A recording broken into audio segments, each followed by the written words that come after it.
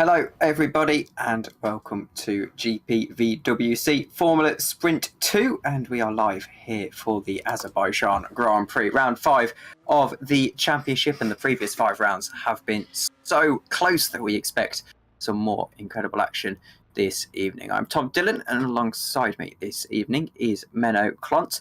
And Menno, a circuit that is very unique in characteristics with that big back straight, or pit straight even. What do you expect for tonight? Yeah, I think it will be a very interesting race because it's all about compromise. You've got the long third sector with a lot of full throttle full throttle part, but you also got a lot of 90-degree turns, which makes it very interesting. And you've got the castle section and quite a lot of fast turns in sector 2 and in beginning of sector 3, so it makes it very interesting. It's always, I think, in terms of setup, is always a compromise of what to do. You're going for the straight line speed, then you might struggle at the castle section.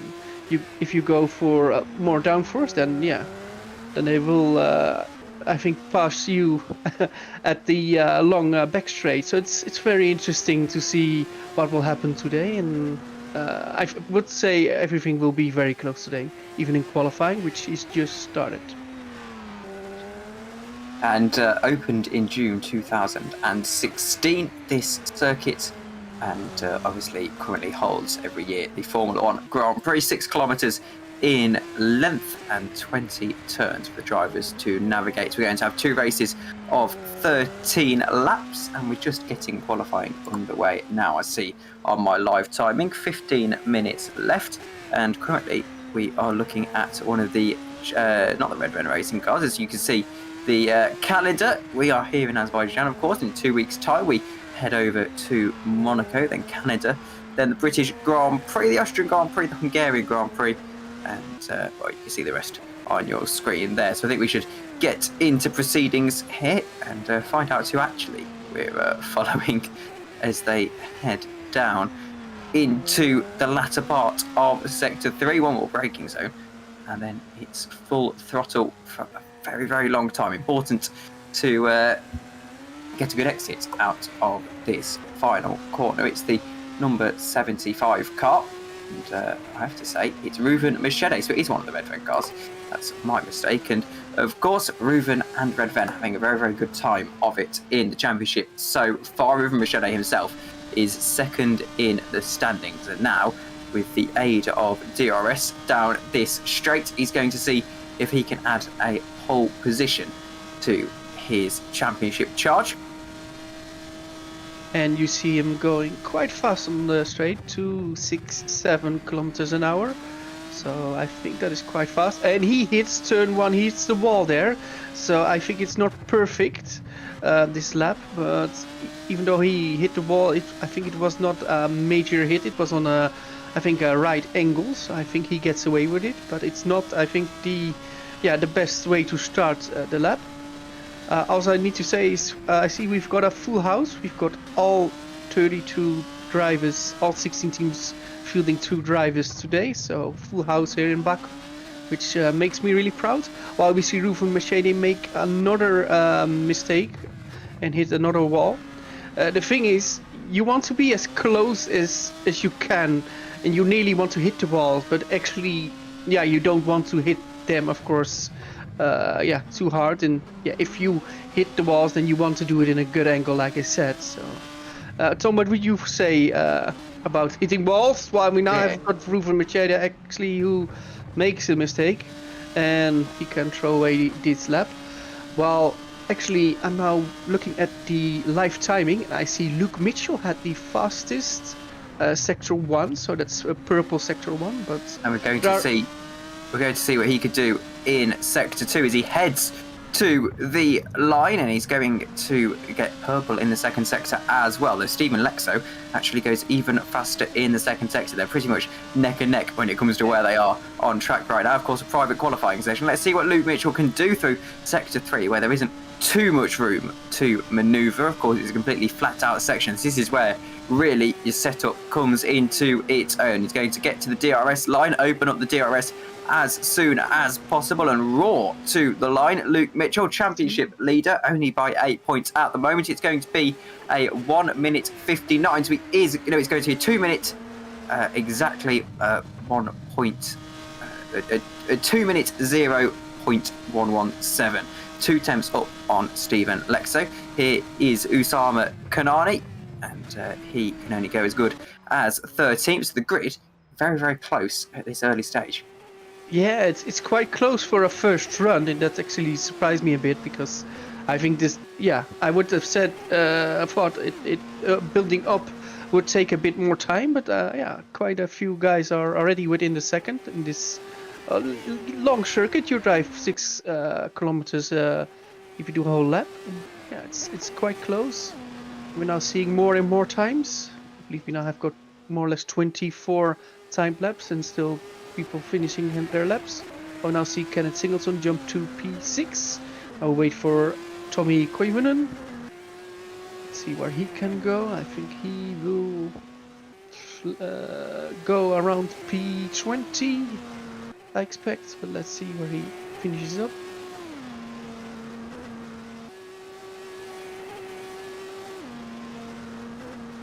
Guvian then is going to try and put his Cap Clay car as high up the grid as he can. He can only go 20th.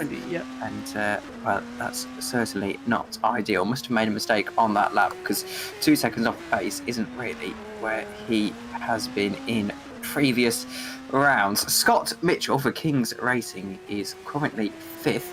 And he's gone fastest in Sector 2. Let's see what he can do as he heads through Sector 3 now.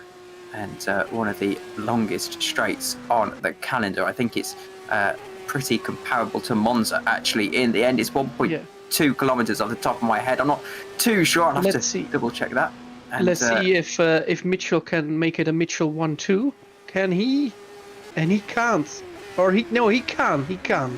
I saw him jumping into another position, but actually he jumped into P1. So it's Scott Mitchell, and then it's Luke Mitchell. So, the Mitchells currently like Baku, but let's see how this will look like at the end of the session. We've got a few improvements. Jack Mayer, purple in Sector 2, is going to try and see if he can put the car on pole position. It's going to take a mighty old job as he just head through Sector 3, and I don't think it's going to. It's going to be pole position, actually, provisionally for Jack Mayer. It's going to be a 2 minute point 9 on the dot. I'm not too sure that's correct on my live timing screen. It's not, actually. The live timing screen hasn't updated for a second. It's a 2 minute 002 in the end for Jack Mayer. So someone is going to have to break into the 59s, you would expect. Perhaps it's going to be Luke Mitchell. He's purple in the first sector, 2 tenths up on the fastest lap time. And Luke Mitchell really needs to get some good points today. He currently leads the championship, and he ought to consolidate his lead if he wants to carry this through the rest of the season. Let's see what he can do then as he heads through one of the other 90-degree left-handers on this circuit, runs it all the way up to the wall, and the Sector 2 timing line is just about around here. He's only improving on his own lap in that second sector, so it's going to take something pretty mighty for Luke Mitchell to cross the line in pole position here. Still 7 minutes get his laps in, so I don't think he'll be particularly concerned about that. It would just really help if he can, into those last runs, be on pole position. Let's see then. DRS wide open. Luke Mitchell, championship leader, going to see if he can take pole position provisionally away from Jack Mayer, and it's going to be just about 159.8 for Luke Mitchell, the first person of the evening to go into those 59s. And, well, Jack Mayer, I don't think it's going to have an answer to that. Well, he was quite fast with his first sector, but I think he made a mistake in the second sector, not this lap. But overall, you will see the laps are getting faster. So everybody just put their banker lap in, and now they're going for the second run, which looks to be faster than most times. Well, now we have Ruven Machete jumps to P5, so he is in the mix. What can Scott Morris do? Currently didn't set a great lap time. Where can he jump into? It is P8. P30. So two positions he gained, but there's more time to for him to improve. Let's see the sector times. Do we have anybody going faster at the moment? Yeah, I think Mihailo Vicencevic is now going. Yeah, there we have him. He is going in a faster lap. A couple of green sector times for him. Where can he jump to? I think it will be around P30 as well. Can he improve more? No, it's P30, so he steals that away from Scott Morris. Well, we now have Aurélien Grisot in P32, but only 4.9 seconds behind the current fastest time. And two drivers finding a lot of time to lose on this 6-kilometre circuit, and Alex Lahoe is going to look to build on his impressive recent run of form. He currently sits in 9th in the championship with a 3rd and a 5th and a 1st in the previous 3 races, and that doesn't nearly tell the whole story as he goes purple in sector 2. He should have been on the podium about 2 more times than that, and really on a good run of form, Alex Lahoe, and well, he's hoping to turn that form into class, and perhaps he could do that if he were to pick up a race win today. Early days yet, and Alex Lahoe as a run to the line is purple in the 2nd sector, of course, but it's all about what he can do as he crosses line. Is he going to be fastest? No, he's going to be 4th for Nice. Alex Lahoe, which I think he'll be happy with regardless. Yes, so Alex Lahoe made the switch from ST Racing to Rowan GP. We shouldn't forget he won 2 weeks ago in Portugal race 2. So yeah, he now is driving for another team, and yeah, looks like the form from Portugal he now took into Baku. So I think before is pretty decent. Let's see what can Loic Meunier do. And he jumps to P11. So P11, that's only 7.5 tenths, nearly 8 tenths of pole, and that is quite close. If you think about how fast a second is gone, and yeah, we have a lot of people still within that second. It's I think it's amazing for sim racing. I think we could be really proud on everybody. But now let's look how everybody's doing. We now look at Kenneth Singleton. Yeah, and he's actually Kenneth purple Singleton. in the 2nd sector. Yeah. And heading through the pit straight now, and well, he's going to have to get a move on if he wants to get pole position here. Currently 12th for Team RNG, a team that haven't really been in contention in recent weeks, looking to perhaps start to build a little bit of a run of form. They sit 14th in the championship standings, and Kenny Singleton goes into 4th. So that's a pretty good lap for him. But Alex Lahoe is purple in the first 2 sectors. What can he do as he heads now to the line? This could be a huge lap with 2 minutes to go for Alex Lahoe, and all the drivers that aren't already out on circuit need to get a move on now if they want to get their outlaps completed in time. This could be a huge lap for Alex Lahoe. Is he going to be able to take pole position at least for the time being? He is just about by 1/100th of a second. Alex Lahoe goes to pole position, and this would be his first pole position of the season, and I'm pretty sure his first pole position in the GPVWC career ladder. Stephen Lexo, disappointingly, can only go 6th, and now Scott Mitchell tries to throw his hat into the ring, and it's only going to be good enough for 4th. Oh, but he's only 2 tenths away, so close, but yet so far. Alex Lahoe, what a lap. He will really like that lap if he watches it back. What can Loic Meunier do? Can he improve? No, not on this lap. Well, we've got 2 minutes to go. 2 minutes. So I think we have some drivers coming out of the pits still. Let's see what lap times we see. We now have...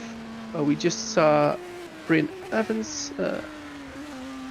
What is he? He is now in P13. He was improving in the first sector, not in the second sector. We're looking at Kenneth Singleton, and Kenneth Singleton is really fast. He's got a purple sector 2 and a very good sector 1, so he throws his head in the ring. Can he jump to pole, or at least go better than his current P5? I think his lap is good. This all looks good. Waiting for DRS. There's the DRS zone. He opens it, the rear wing. Let's see what he can do. Can he put his name into the 159s? Can he go to pole? He can't go to pole. So it's Team RNG that now goes pole with 1 minute to go, Tom. That's huge for Team RNG, as we said, 14th in the constructors' standings, and that could be the making of some huge points for their chances in this championship. Tommy Kuvian goes 19th fastest with a 2:01.5. Scott Mitchell then, who really feels like he should be fighting at the front. He has been fighting at the front for much of this season. 3 podiums to his name so far in the 4 rounds that we've had up to this one. And what can he do as he heads to the line? It's not going to be enough for pole position, I don't think, from Scott Mitchell, but it's going to be enough to stay 5th. He does improve, but not by a great deal.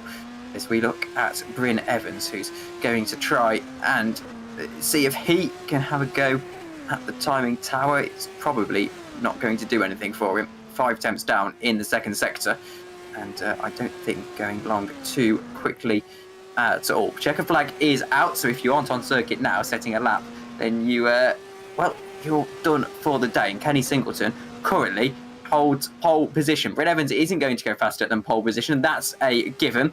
He crosses the line and he goes 12th. He proves with one position. I think that's even important. That's just that you know that you put the fastest lap you could into the last lap of the session. So I think he could be quite happy with P12. Let's see what Osama Knani can do. He will make his GPVWC Formula Sprint 2 debut today, and I believe he's from Tunisia, which makes him, I believe, the first Tunisian driver in GPV, at least in the career ladder. So let's see what he can do. Can he improve? Yes, he can improve. He improves his time and then he gains 5 positions. So here we go. Look at this. Ruven Machete, championship in second position. I almost said leader then. He's not the leader. He's in second position. 8 points off of Luke Mitchell. The Red Ven Racing car has been very, very good this season. They currently sit atop of the team's championship, and he's purple in sector 1. Is this going to be a late heartbreak for Team RNG and Kenny Singleton? Let's see what Ruven Machete can do as he heads through the sector 2 timing line. He's yellow in the second sector, so Ruven Machete really needs to get a move on as he heads now as Luke Mitchell takes pole position very late. And let's see what Ruven Machete can do as he roars to the line. He's really needs to hurry up and hope he's got a lot of downforce taken off of that car. 1,000th of a second, the gap between first and second in this one. Is Ruven Machete going to cause a late upset here? He is not. He goes 4th though, and knocks Jack Mayer down to 5th himself. So it is Luke Mitchell who is on pole position. I think we can confirm that now by 1,000th of a second. And I'm really surprised because I looked at the sector times and Luke Mitchell's lap time in sectors, it wasn't super impressive. It was very good, but not like what I was like, oh, he's going for pole, but for some reason he got it together in the lap, and steals pole away with 1,000. My God, that's close on a 6-kilometer lap. So I think Luke Mitchell can be really proud to have this pole, and I think Kenny Singleton can be very proud by starting on the first row, I believe in his second outing. And Alex Lehoux, the winner of race 2 in Portugal, in good form in P3 for Rome GP, and the championship number 2 in P4. So we've got all to play for, and 22 drivers will make a great show for us in a few moments' time. So looking forward. So these are the top 10. So it's Mitchell, Singleton, Lehoux, Machete, Mayer, Mitchell, Alexo, Nichols, De Zeeuw, surprisingly in P9, and Mikael Tumala in P10. Then let's see the rest. So it's Riboli in P11, Brett Evans in P12, Meunier P13, Silver Joffert in P14. So I want to remind you, the top 14 is within a second from pole. So then we've got Luca Gray in P15, Maxime Beaulieu in P16, Maciej Sandak P17, Josh Downer P18, Osama Knani P19, and Lucas Stylian in P20. Then we go to numbers 21 to 30. Then we've got Tommy Koivunen in 21st, Stan Felicia in 22nd, Justin Ruyen in P23rd, P24 is for Alessandro Valente. Then we've got Ben Constantine in P25. He is making his debut. And then we've got Caitlin Penny in P26. Hans van Putten also making his debut in the GPVWC career ladder in P27. Lillian Hilary Red in P28. Alex Hallows in P29. Scott Morris in P30. And then we've got the last two. We've got Mihailo Vicentevic in P31 and Aurélien Grisson rounding out the grid in P32. So that's your grid.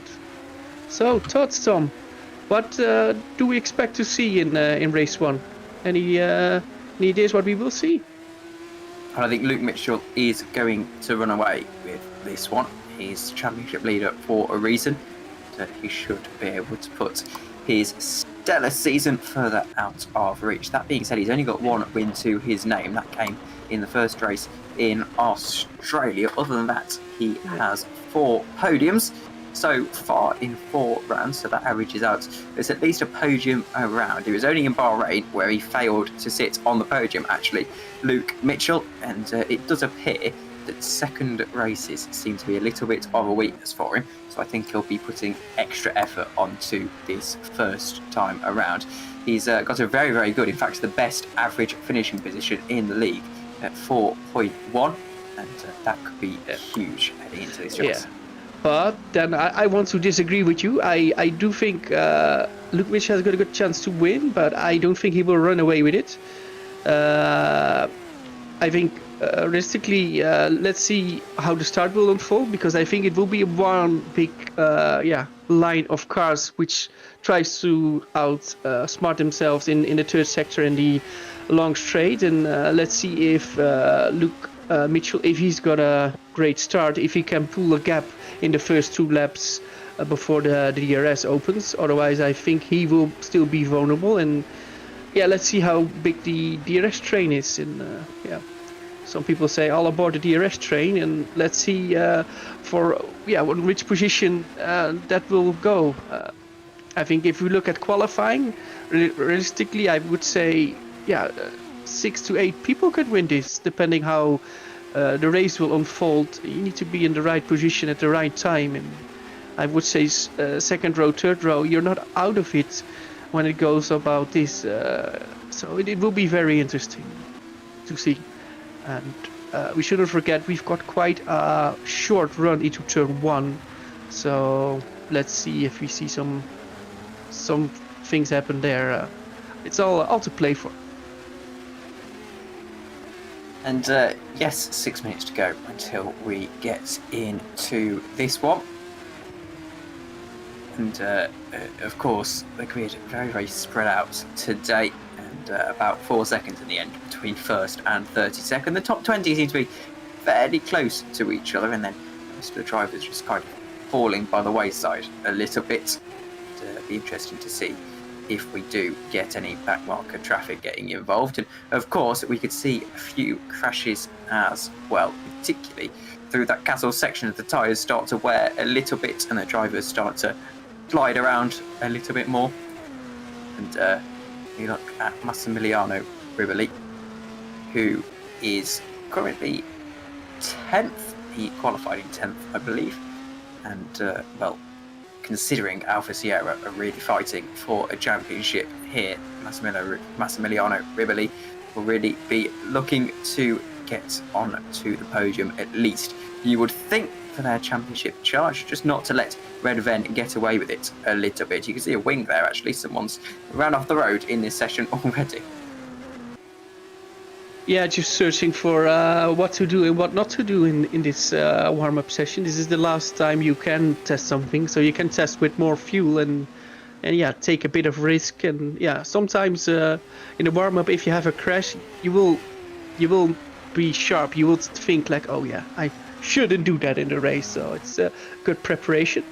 And I would say a lot of drivers will do practice starts soon, so that they can feel how is the car responding on the getaway on this track, on this asphalt. So it's very good and very interesting. But yeah, the drivers now making themselves ready, so tension will be rising, and yeah, the drivers will get excited. And as a sim racer myself, then you just feel that energy to perform and yeah, to see what will happen and how you can improve and how you can read the race and see what will happen. So yeah, very interesting things ahead. 4 minutes to go then until we get underway. Luca Gray is someone who wasn't really in the running in qualifying, quite far down, and we've seen him have a couple of interesting drives this season, a few crashes to boot as well for Spark Racing Team. So, as I said, another team that will really be looking over the course of these two races to at least get into the points, at least once you think. And by the points, I really mean into the top 10, because they're where the proper points are scored.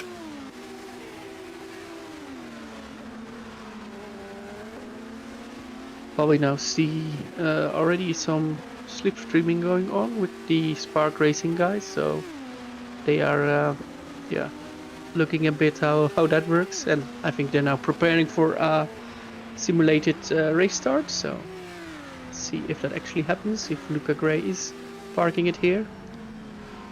Let's see. Yeah, he will park it here. And will he start from neutral or from second gear, or first gear? He will go from first gear. How will his launch be? I think that was a good launch from Luca Gray, so that box is ticked for now. And he tested that. Let's see if we got any others testing that. No, not at the moment, but we've got a few minutes to go. Well, who is currently fastest? Let me look at the live timing. That is Ruven Machede. Ruven Machede is currently the fastest in this session. And not long now, and well, the Redvern cars seem to have absolutely stellar race pace at the moment, and I think we should see that continue into the race. I'd be very surprised if we didn't, actually, at this stage.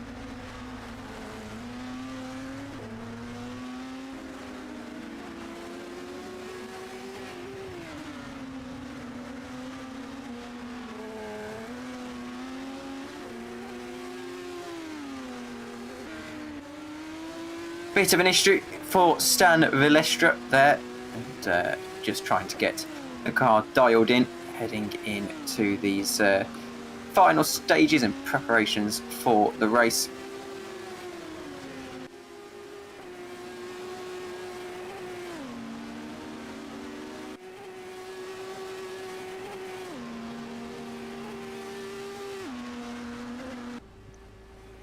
Well, I'm looking who is currently improving. I think Kenneth Singleton is doing fast laps also in the warm-up session. He is on, or he was on a decent lap, but backed out in the first sector.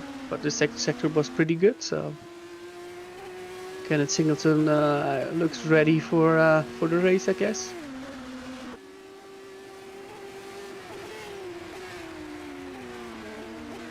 And so, yeah, go ahead.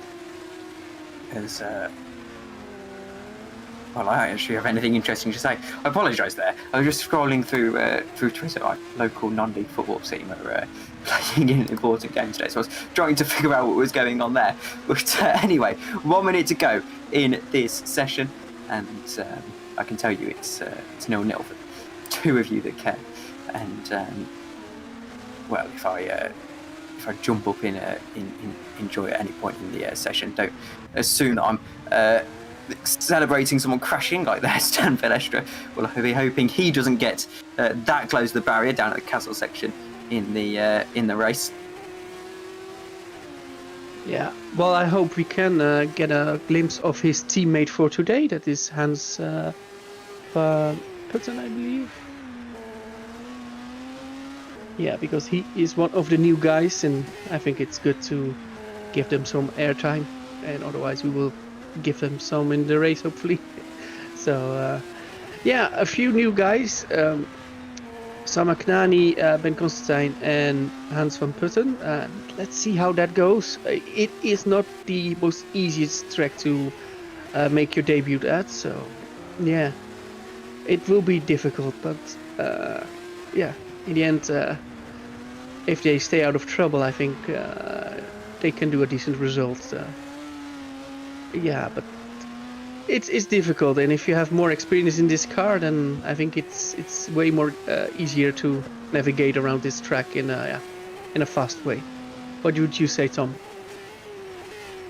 And About this? yes, I think one of the crucial things here is that a lot of the teams, because they're running the lower downforce setup, they seem to be sliding a lot around through the corners, and that's something that you ideally want to be avoiding in a very tight circuit. You want to keep the car nice and planted. You can afford a little bit of sliding, even though it's technically not particularly fast, but you do want to minimise it, that's for certain. And you don't want to, especially once the tyres start to go off a little bit, you don't want to fall off the road and slide into a barrier.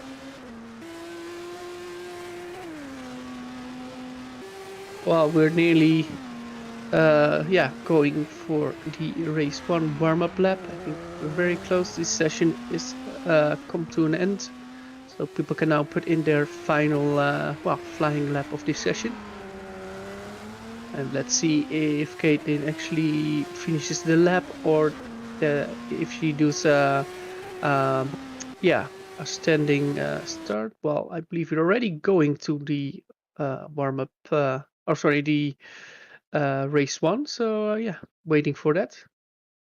13 laps then around the Azerbaijan Baku city circuit. 6 kilometers, of course, opened in 2016. One of the famous works of Herman Tilke, or I suppose one of the infamous works of Herman Tilke, and of course, round 5 of the championship. And it's really now where we get to start to properly look at the championship standings. And I know I've been doing it since round 1, but we get to properly start to look at it, because now these are the slog parts of the season. From now to about Hungary, that's where, maybe even to Italy, that's when you need to start just putting in good results and see where you are around Singapore in the last 4 rounds of the season, and make sure that you can get to Brazil with every chance of particularly good chances. And I think those words came out in the end. But here we go then. 32 drivers are going to get underway for the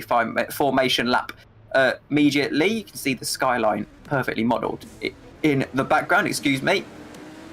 And it is going to be Luke Mitchell, of course, who leads the way. Let's get you confirmation of the starting grid coming up in a moment. And just waiting for that to pop up on the screen. Here we go. Luke Mitchell leads from Kenny Singleton. It's Alex Laho in 3rd, Ruben Machete. Pretty disappointing in his view, you'd say. In 4th position, it's Jack Mayer from Scott Mitchell, Stephen Lexo, Jack Nichols. Not a particularly great qualifying session for the King's racing cars. They'll be looking to go forward. Remco de Zer in 9th position, Michael Tuamala in 10th, and it's Massimiliano Rivoli in a pretty disappointing of him 11th position. I just missed who's 12th there. It was Loic Moya is in 13th for GPVWC Academy. Silver Joffert is in 14th. Luca Gray and Maxime Bilou in 15th and 16th.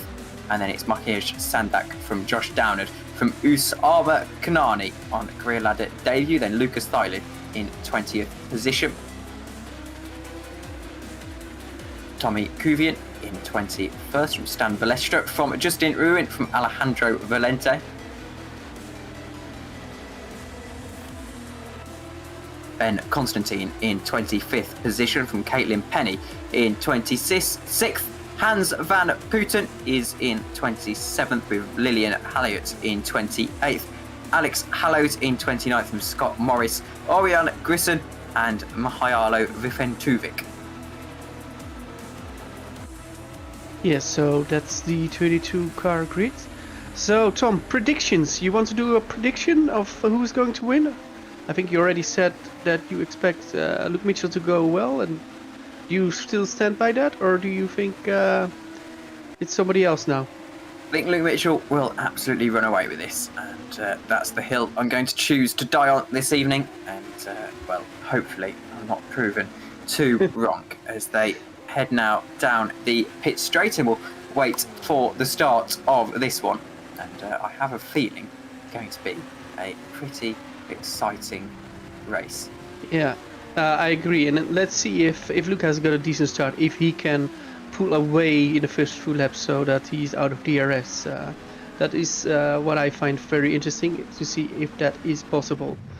And yeah, the question I have, how will the Red Fan guys do? Because they look quick in the previous 4 rounds, and will they be on there in race pace? Yeah, only time will tell. Well, we now have got everybody lining up, all 32 cars. And I've heard in my ear actually that Sandak is into the pits. So starting from the pit lane, and I wonder what the reason for that could be. We'll have a look at the lights regardless. It's going to be 31 drivers then that take to the grid for the start of this one. Luke Mitchell, alongside him is Kenny Singleton for Team RNG as we go to 5 red lights. And it is lights out and away we go. It's a bit of a tentative start from a lot of the drivers. Luke Mitchell accelerates and maintains his lead down into turn 1 as Kenny Singleton sends one down the inside, pushes Luke Mitchell all the way to the wall. It's going to be turn 2 where this little melee is decided. It's important to get a lead early on here in Baku. Kenny Singleton is through into the lead for Team RNG and already weaving to try and break the toe. There's a few more scraps further down the order. I can see one of the King's Racing cars trying to make up some positions early on. Here's Alex Laho trying to get into second position, and all we see, actually, Luke Mitchell goes down the inside and makes a mistake. Alex Laho is going to get the lead of this race down at the end of sector 1. He's pushed all the way to the wall. They make a little bit of contact, and Luke Mitchell in the end is able to maintain the lead. But how long is it going to be for? Still, everybody is going without incident. I'm really proud of you, everybody. You're doing well. But it's now, well, Luke Mitchell, who was P1 at the start, then P2, I believe, then even P3, but now back into turn 1. Amazing stuff. So it's now Alex Lou in P2, and Jack Mayer is now in P3 with Kenneth Singleton, yeah, going back in P4, but not out of it.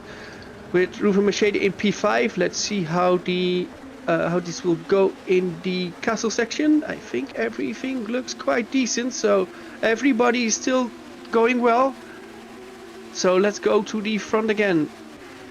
Of course, actually trying to make up some ground on his teammates, though I suggest that the King's Racing cars will be pretty content with just formation flying for the moment. The other Alfa Sierra car of our Massimiliano Riboli, actually behind there, was almost trying to make some moves. Kenny Singleton has to settle for a disappointing 4th position. But let's go now to the start-finish straight, because that's so long. Can somebody already pass there with the just normal like slipstreaming? I believe it is Jack Mayer who's already got a run on Alex Lehoux. Will he go for it?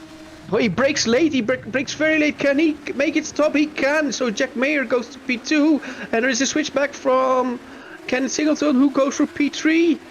P3 for Kenneth Singleton, yes, and Alex Lehoux goes to P4. Now we've got Ruven Machete actually looking if he can pass Alex Lehoux for P4. In all of this, you were right, Tom. Luke Mitchell is currently running away with it, but I believe it's not the magical second. And Ruben Machete now trying to make up some ground. He really needs to get a good result here, and just to avoid that gap in the championship opening up. It currently sits at 8 points, and well, I hope it can't open up anymore. He looks for a little bit of a move. It was speculative, if anything, down the inside. And oh no, there's a huge incident, and that's Maxime Bilou who's just seen get avoided. It's actually going to be Remco Desert, isn't it, for Spark Racing? And there's more melees. It's the Team RNG car, and oh dear, I have no clue what went on there. But there's about 4 or 5 cars around there. Let's have a look at what's happened. And it's going to be Remco Desert. And oh no, there was a spin further back, a half spin really, and then Remco just down the inside loses the car. And one of the GPVWC Academy entries actually collects him. I think that was Loic Mounier. Yep. And, well, it spiralled from there. And, well, a dramatic incident. Nowhere near as dramatic as Josh Downard in Portugal. We've got Remco de Seu out, Scott Morris also retires. It's Alex Hallows without a front wing. Mathieu Sandak with a bit of damage. Loic Meunier also was spun, still continuing. So we have, we lost quite a few drivers. But yeah, it was really clean at the beginning. But yeah, one little mistake and you cannot go anywhere. Back out to Amala then, trying to make a move on, I believe this is Jack Nicholls for 8th position and needs to keep battling so much this season. And they're going to continue it here in Azerbaijan as we see Kenny Singleton trying to make the move on Alex Laho for 3rd position. Not quite going to be in the end. Jack Nicholls gets overtaken by Mikhail Tuamala as well down the inside into turn 1. But Jack Nicholls for the little counter-attack thinks about it. And I don't think he got it in the end. No, Mikhail Tuamala stays 8th position. So it is Luke Mitchell from Jack Mayer, from Alex Laho. Kenny Singleton still trying to make up ground in this one. There's now DRS. Crashed. Tommy Kuivonen crashed and he actually, I believe, was out of the track. I'm not sure what happened there, if we can see that back. And we've got Stan Vlietstra out as well. So we have got a bit of chaos, which was a bit predicted. But yeah, that's sadly how it goes. We still have got 28 cars running. Oh dear, that's what happened to Stan Vlietstra. And looked a little bit like Max Verstappen's crash from 2021. And oh dear. Not ideal at all. What did happen there? I think he might have lost it under the DRS actually. Word. Oh, it was. That was a huge accident. Oh, he's just been lagged, screen freeze, and well, somersaulting across the track. That was a very nasty incident. Yeah, that was like last year Baku Air Race, but that's not something we of course want to see. And it's sad that we lost 2 drivers because of that. But yeah, it's happened. So. Shame. Let's go back to the actual runners. Going to make a move on Kenny Singleton, and he's through in the red Ven racing car. Ruben Mercedes up into 4th as well. And actually, Kenny Singleton is falling down the order all the way down into 7th. Scott Mitchell's going to overtake him now as well, and he might fall victim to Mikhail Tuamala in a moment. And well, he's really slow. What has happened to Kenny Singleton? Tuamala pulls to the outside. He's going to have DRS try and overtake him. He's going to have to use a lot of the slipstream. Yep. Look at this DRS train. It's like the Indy 500 as they roar down into turn 1 and 1 kilometre long straight. And they're going to make it 3 wide down into turn 1. Who's going to come out on top into this one as Ruben Mercedes has to defend from his teammate. And Stephen Lexo even has to defend from his teammates. Now we see a few more skirmishes at the back. Tuamala thinks about a move around the outside. The room didn't really open up for him, and Ruben Mercedes remains at the head of this little train of cars. Yeah, a big mistake from Ruben Mercedes. He hit the wall quite hard into the final corner. Down the inside, and oh no, they make contact, and that's Kenny Singleton into the wall and around, and Tuamala just got turned in on there, I think, a little bit, and perhaps there wasn't really the room for the overtake.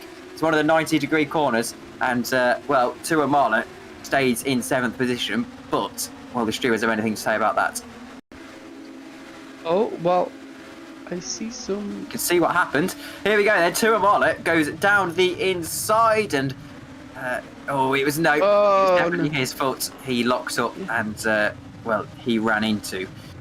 Kenny Singleton and Team RNG 14th in the constructors standings. Yes, won't be getting their haul of points today. Yeah, something happened at the front because Luke Mitchell was 1.7 seconds away, but now Jack Mayer is actually closing, and he's now within the second, and DRS will open for him if he will be that close at the DRS detection zone, and then he will have a real chance to overtake Luke here. Maybe not on this lap, but he will get closer and closer. Well, I mean, I've still got Alex Lehoux in P3. So let's have a look at this battle then.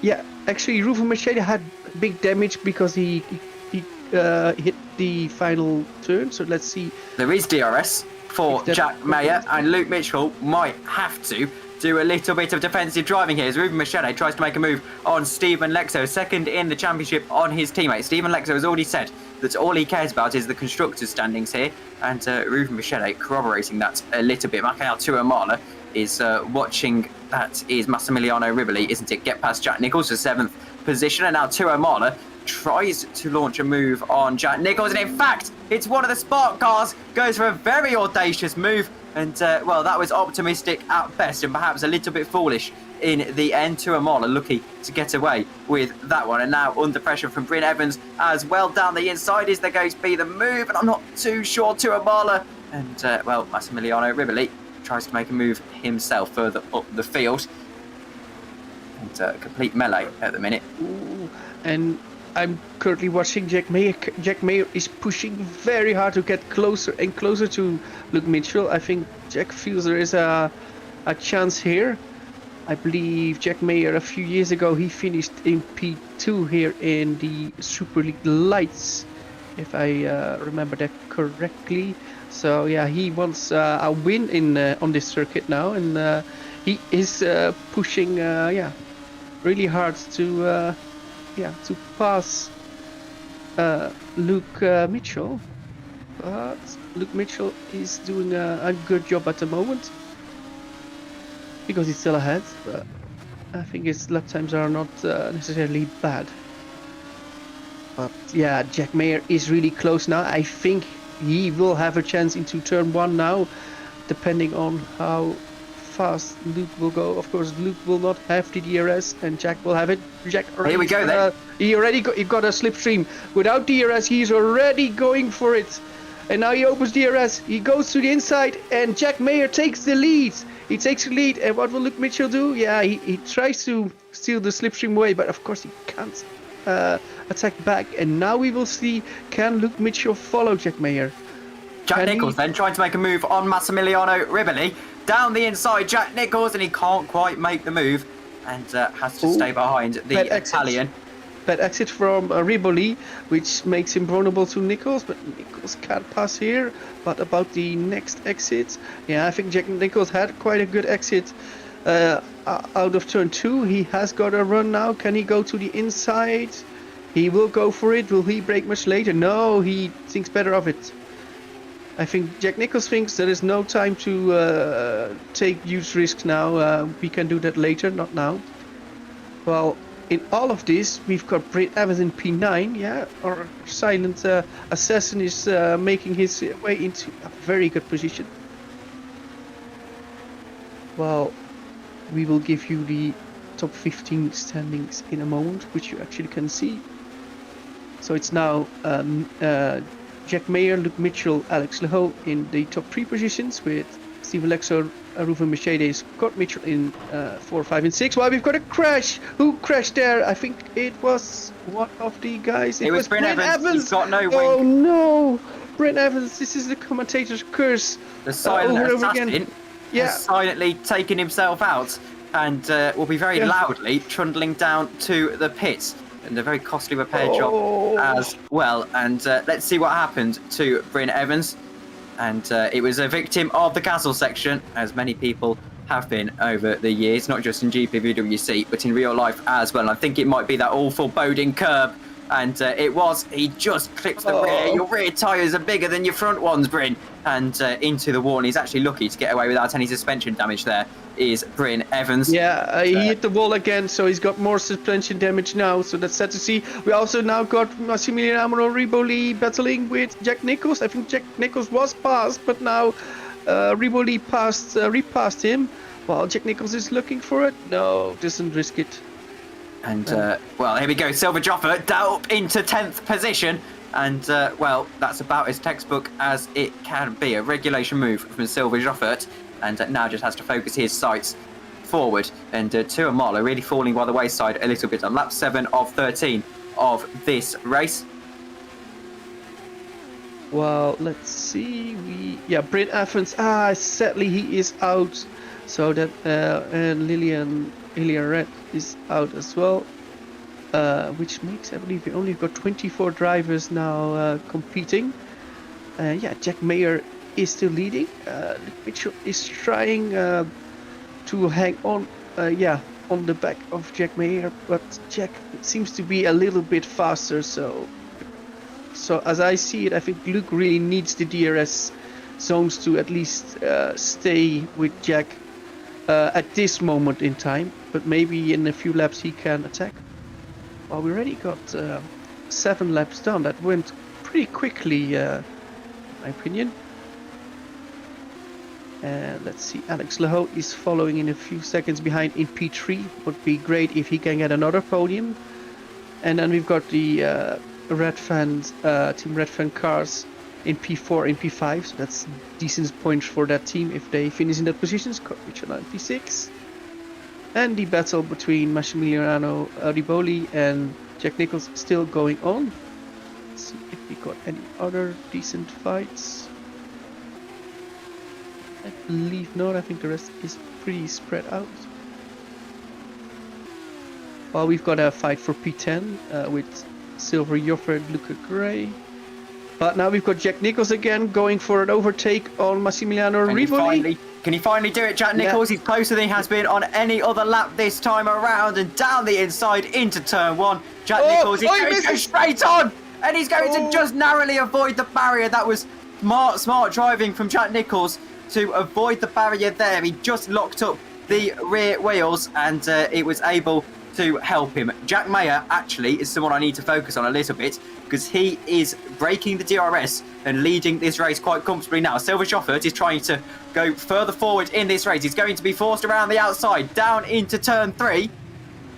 Around the outside, thinks about it. There's not too much room for it. It slides all the way to the wall, avoids hitting it, and now down the inside into one of the many more 90-degree right-handers. Silver Joffert still can't quite find a way through. And who's that behind? Tuamala trying to get involved in this little battle, spoil the party a little bit. And Joffert is almost pushing Luca Gray through these corners. Tuamala is going to try himself to try and get a move done here. Down the inside goes Joffert, but that's more of a defensive move against Tuamala than any positive moves in the forward direction. Yeah, that's a great fight for P9, and they look all good. Wait until we have the DRS zone. But yeah, Jack Mayer is actually walking away now from Luke Mitchell, so Luke Mitchell now is out of the DRS I think zone. He's out of the second, so he will try his best to I think defend P2 now, unless Jack Mayer makes a mistake. The two Redford cars still pretty close, and actually the mistake from Jack Nicholls made that he is now not within the DRS distance of Massimiliano Riboli, so Riboli has got it under control for now. And now we are, I believe, close to the battle for P10, because Silver Joffert is going for P9. He already is more or less next to his rival Luca Gray at the DRS zone, so he will go for the inside, and he only needs to brake later, which is easier said than done. But he does it, brakes I think quite early, and Silver Joffert takes P9. Let's see, all good. Look at Gray. And in terms of a head-to-head, Silver Joffert has missed 3 rounds, which means his teammate is 6-0 on him, and perhaps he's going to put one on Bryn Evans this afternoon, with Bryn Evans, of course, having that heart rake into the wall. Of course, the wall's never too far away here at Baku, with 5 laps to go in this one. And in fact, it might be 4 laps, mightn't it? As my maths, it's not particularly on point, we'll say that. And in fact, it might be 5 laps. But I can never quite figure that out off the top of my head when it comes to racing. But it is Jack Mayer proving my prophecy to immediately be untrue, leading this race in quite a dominant fashion, actually. 1.3 seconds is a very sizable gap here in Formula Sprint 2. And Alex Laho continues his stellar run of form in 3rd position. I really think Alex Laho could be someone that, if not breaks out this year, can probably break out next year and become a force to be reckoned with here in the career ladder. Silver Joffert still having a pretty good drive in terms of his race for Daltech Racing Team. Luca Gray trying to pressure him all he can. Yeah, Luca Gray will be close, I think, with the next DRS zone. Let's see how that unfolds. Mika Tomala is a bit, he cannot follow Luca Gray that easily, so all to play for. Let's see. Luca Gray then is going to have the benefit of DRS on lap 10 of this race. Is he going to be able to move back into 9th position? He's squeezed all the way to the wall. Luca Gray for Spark Racing Team. No sparks flying out the back of that car, though, and he's through nicely and into 9th position. But how long is the crucial question. DRS is so powerful down the 1 kilometre back straight, and I did actually look in the break on Wikipedia, and it is a 1 kilometre pit straight, and one of the longest in Formula 1. I think only Monza is comparable. Silver Joffert in the second DRS zone is trying to see if he can squirm down the inside, and he's going to pull late to try and make the move. Luca Gray turns in and they make contact, and you could see that coming, I'm afraid. You could absolutely see that coming. The move was on, but Luca Gray just didn't see it coming. And, another crash! Another crash! The Academy car of Lucas Dillon. So we've got dialing into the wall and around for the number 101 GPVWC Academy car. No wing and a very costly trip to the pit and a trip out of the points. Well, we've got further drama while Ben Constantine and Hans van Putten came together. Oh, this is interesting because what now actually happens is that let me see. We've got 2 cars without a front wing in the later stages in this race, which means Caitlin Penny and Ben Constantine will now move up in point scoring positions. So, as I shouldn't really, from the commentary box, be judging who's at fault for incidents. However, I have to put that one on Luca Gray. Absolutely had the right to make the move there. Did. Yeah. And well, wasn't to be in the end, but stewards will have a look at it, I am sure, and it's not really my place to comment on these things, although I suppose outspoken commentators is a thing quite popular in the racing community. You see Ruben Machete now not using he's not using DRS. Ruben Machete. The Red Ben Racing cars clearly only care about the team's championship, as they mentioned, and just going nice and slow, just taking it as a formation flying experience. And well, it's a very brave thing to be doing. Is Maxime below? No, into the wall! The Academy car of Dillon once more, and well, Joffert's down into 14th as well, and Dillon has to dangerously chop across the track. However, I don't really see how he could have been given any other option there than to make that audacious trip over the track. Jack Nichols going into 7th. While I'm looking into pits, how long the repair time will take for the guys. I fear it will be a bit too long.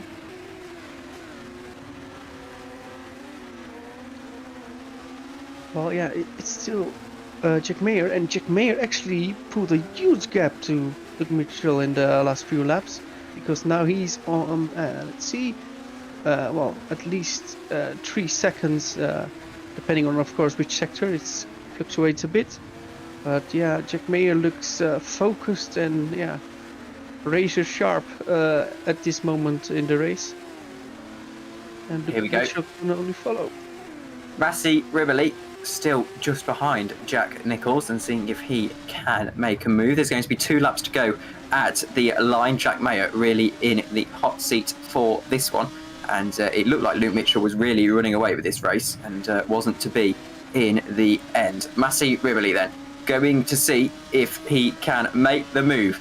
And, well, these two have been ding-dong all race long, pretty much. Massimiliano Riboli then, Alpha Sierra Sim Racing, currently second in the championship. They're going to lose points to Red Racing, and Massimiliano Riboli can really sweeten that blow a little bit. If he can get past Jack Nichols here, perhaps it offers a tactical advantage to the King's Racing car, actually, being behind, heading into the final lap of the race. We shall have to see. But is Jack Nichols going to go for the counter-attack here? I can't see because my broadcast has frozen, and no, it's not going to be.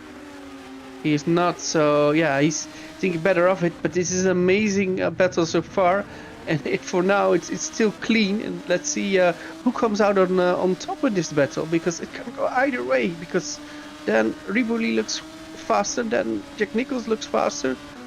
Who will end up in the best spot? Nichols back through, and that could be a crucial move, though I'm not sure if Jack really wants to be leading heading into the final lap of this race. We'll have to see. He knows better than I do, that's for certain. And yes, well, we'll see. Heading into the final lap and a half of this contest, Menno is owing something. It's moving Machete. I think there's been a move. It's not a crash as I thought it was. Yeah, he hit the wall. He hit the wall, and then he got passed by Scott Mitchell. So, yeah, Ruben Machete. I saw more mistakes from him, like hitting walls, and now the damage is actually telling that it will hurt you at one point, and another hit on his, I think, rear tires will be difficult, and another hit. He's been carrying damage all race. You can actually see he is carrying a slight bit there, and Ruben Machete will be bitterly disappointed. A formation flying. Now, here we go then. This is going to be the battle that we're going to focus on. Heading into the final lap of the race, Massimiliano Riboli needs to get past Jack Nicholls to take 7th position for Alpha Sierra Sim Racing. Jack Nicholls on the back of a pretty impressive run last time out in Portimao, and a podium. It's his second podium of the season. Both of them coming in sprint races, not the feature race. And Massimiliano Riboli is going to make this move, and I think we can all be pretty sure of that, down into turn 1 on the previous lap of this race. 7th is his best position this season. That's a lie. It was actually 4th. He's finished 4th on 2 occasions, and actually 2nd in Bahrain. So I take that back. I was having a quick glance at the standings, and now it is time for Jack Nicholls to really get a move on here. There's going to be DRS down here. So this is probably his last opportunity to try and make a move. He's not had the best run of things, and now down into the 9 degrees left-hander. Is Jack Nicholls going to be able to make the move? I don't think he's going to be close enough. And no, he's not. Massimiliano Riboli is going to hold on to 7th position. Jack Nicholls, the Brit against the Italian, is going to have to really dig deep to get this move. Massimiliano Riboli makes a mistake, and now is Nicholls going to be able to go down the inside? He switches to the outside, trying to confuse Massi as much as he can. And, he's going to have to wait for a bit of a drag race to the line, I believe, at the end of this one. Jack Mayer is still leading this race, 2 seconds ahead of the competition, and Luke Mitchell simply did not have enough for him at this stage. However, Luke Mitchell will extend his gap into the championship as at this stage in proceedings, due to Ruben Machete's relatively poor performance by his high standards. That being said, in fact, this will be his 2nd worst finish of the season, 3rd worst even. 13th that was in Bahrain round 2. Here we go then. As they, the light will shine for somebody, and it will be shining for Jack Mayer, who will get the win if he navigates to the last corners and then to the long straight, and then he will win race 1. So Jack Mayer, I believe this is his first race 1 win this season.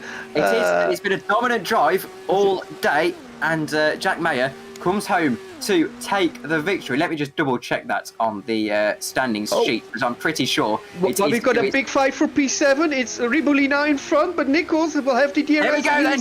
It's going to be a drag race to the line. Jack Nicholls with the DRS. Easy for Nicholls. The DRS. So this could be the move that finally sees him into 7th position. It's going to be a photo finish here. Has Jack Nicholls got it? He has. Just up into 7th by about a 10th of a second. I think it flashed onto my timing screen. And, in the end, the strategy of not actually making that move sort of helped him out in the end. Jack Nicholls with the drag race to the line. We've got a spinner in P17, Justin Ruan spun into one of the final corners and now lost a couple of positions. We've got the rest now finishing. You see the order on your left. Good finishing position for some of the guys. And as I have to say, it's we're going to go to a quick break for the warm-up session, just so that we can get a drink and all of that business. But first, the results of race 1. Yeah, so it's Jack Mayer who gets the full 25 points, with Luke Mitchell in P2, Alex Laho in P3, with Stephen Lexlow in P4. Scott Mitchell got Ruben Machete for P5, so Ruben in P6. With Jack Nicholls in P7, with a great epic battle the whole race with Massimiliano Riboli. Luca Gray he had an incident with, was it Silver Joffert? But finishes in P9, which was still impressive. Mikael Tomala had also an incident, I believe, with somebody, but still finished in P10. So let's not judge about who's at fault. That's for later. If they protested. Josh Downard and very good P11. Alessandro Valente, missed Portugal, is back with a P12 with Maxime Bulliot in P13, Caitlin Penny in P14, and Ben Constantine at debut gets his final point scoring position. Just outside of the points are Mathieu Sandak, Kenneth Singleton. Kenneth was really fast but lost his front wing. Silver Jofford, another guy who was quite fast, lost the front wing. Osama Knani at debut P19, not too bad. And Justin Ruyen, after his final lap spin, ends up in P20. Then we've got the rest of the finishers. We've got Hans van Putten in P21, Lucas Thailand in P22 after damage, Aurélien Gusson in P23, and Mihailo Vincenjevic was lapped and finishes in P24. And then we've got the DNFs, Bryn Evans, unfortunately, Lilian Herrera-Red in P26, Loic Meunier in P27, Alex Hallows in P28, Tommy Coven in P29, Stan Vlietstra in P30, and then we've got 2 more retirements, sadly, Scott Morris and Remco De Zeeuw. So that was all for race 1. We go for a little break and then we will be back with race 2 and more exciting racing, more drama, more Baku.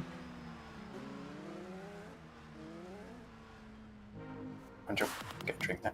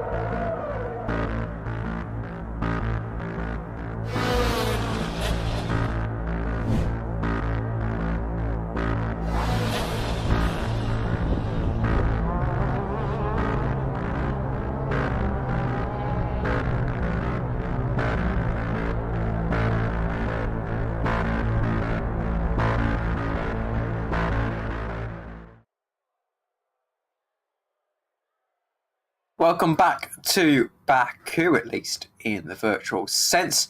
We are here for race 2 of the Formula Sprint 2.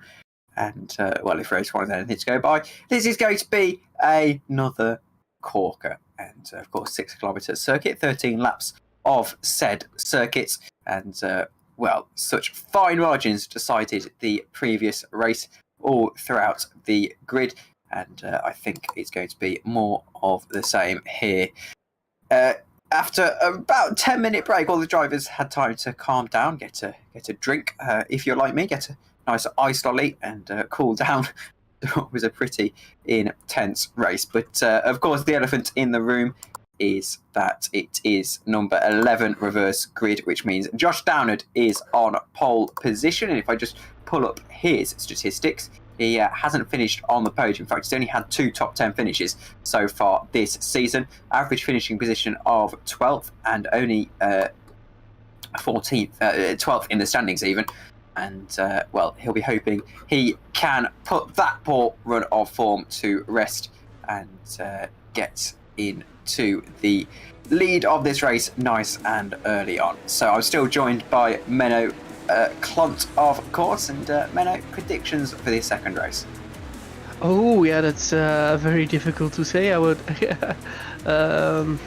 can go, all the ways. Of course, the faster guys are now starting, from like P11, 10, 9, 8 onwards. So let's see if they can make a charge to go to the top positions. But yeah, it will be very interesting to see. The second race maybe a bit more aggressive driving for some drivers, and will that pay out or will that not pay out? That's the question. So yeah. So we're going to the starting order now. Let's get to that as soon as possible. We'll race through it if we can, purely because we're halfway around the formation now. Josh Downard on pole position, Michael Tuamala in second position, Luca Gray in third, Massimiliano Riboli in fourth. And then it's Jack Nicholls in fifth for Kings Racing, Ruben Machete in sixth for Redven Racing, Scott Mitchell seventh, Stephen Lexo in eighth. Alex Laho is in ninth, championship leader Luke Mitchell is in 10th, Jack Mayer 11th, Alejandro Valente in 12th. And then Maxime Bilou starts 13th, Caitlin Penny 14th, Ben Constantine 15th, Makiaj Sandak in 16th. Heading through to the second half of this grid, Kenny Singleton is 17th, Silver Joffert in 18th, Os Armour Kanani in 19th, Justine Rurian in 20th, Hans van Putten in 21st, Lucas Thylin in 22nd, Arjen Grisson in 23rd, from Mahayalo Vukuntuvic in 24th, Bryn Evans, Lillian Hallerit, Loic Mounier and Alex Hallows at 25th to 28th. And then, as we head towards the back of the grid, Tommy Gouvian, Stan Velestra and Remco de Zoo. We've lost one of the drivers on the grid. I'm not too sure who that is, but still a pretty full grid regardless. And, what a race this is going to pan out to be as they start to grid up for race 2 here in Azerbaijan. Yeah, it will be very interesting to see who can make up positions at the first 2 laps. And who will work the DRS zone in that advantage and play the DRS tactics. So another 13 laps and another load of points to give away at the end if you finish well. So and, reminder, the top 15 gets points. So all to play for. Points so important in this championship. And that's a bit of a stupid thing to say, really. Points are so important in any championship. And, except license points, yeah. Yes, well, they're also important, perhaps not in the same way. As we go to the lights, 4 red lights, 5 red lights, Josh Downard on pole position, it's lights out, and away we go. It's another pretty tentative start, but Josh Downard rockets into the lead of this race. It's going to be a challenge from Tuamala down into turn 1. Downard navigates that almost perfectly. Jack Nicholls in the Kings Racing car, trying to make a move down the inside into turn 3. Is he going to be able to make that move? He is almost on Massimiliano Riboli. Remember, he just about overtook him at the end of the previous race. Josh Downer coming under pressure for the lead race of the lead and the lead of the race. And in fact, there's going to be an incident further behind. But Downer overtaken by Tuo Marla, maybe around the outside. That was a superb move. I just caught that on the timing tower. That was a mighty move from Tuo Marla up into the lead of this race. Meyer and Valente are having a mighty old scrap further back, I can see. And Massimiliano Riboli has managed to just about stay ahead of Jack Nicholls in the end, as they're halfway around the first lap of this race. We had Loic Meunier and Mihailo Vicentovic coming together. Well, they both sustained quite a bit of damage, unfortunately. So we had our first hit already, unfortunately. But let's see how clean the rest can stay. Well, I see a change for the lead. So it's now Michael Tomalaya leading. So there's Josh Downer now in P2. And Luca Gray close in P3. Oh, he's hitting Josh Downer in the braking zone there. That's not the best thing to do. And Massimiliano Riboli is already in P4. So he had a good start. But his big friend Jack Nicholls is already in P5. So they are, they stay together. They come in a pair at this race. If you order Massimiliano, you get Jack Nicholls for free this round. And look at Jack Nicholls. Jack Nicholls is going for it already for an overtake for P4. Luca Gray also going for the move into second position on Josh Downer, who's falling by the wayside a little bit in this race. He really needs to get a move on. And, Luca Gray up into second position. Clearly got a lot of top speed in that car. And Riboli down the braking zone. And, oh, my word, Josh Downer just avoids the barrier. And that could have turned very ugly. Oh, crash in turn one. And now there's a few crashes on the back. And, Riboli has Nicholls. Nicholls into the wall. He turned around. And he's lost his front wing, and he's pointing. He's not out. Oh, he is. Yeah, in the end. And Singleton already for the second time he crashed. I think it was not his fault again. Maybe you can see a replay of that. But again he got hit, and again he lost his front wing, and again he needs to pitch for a new front wing. It is sad because the guy was so fast in the qualifying, and he doesn't get the reward. Well, it is crazy times in P5 going into P11. They're all fighting for the same space. It's amazing to see. So Singleton, that's what happened.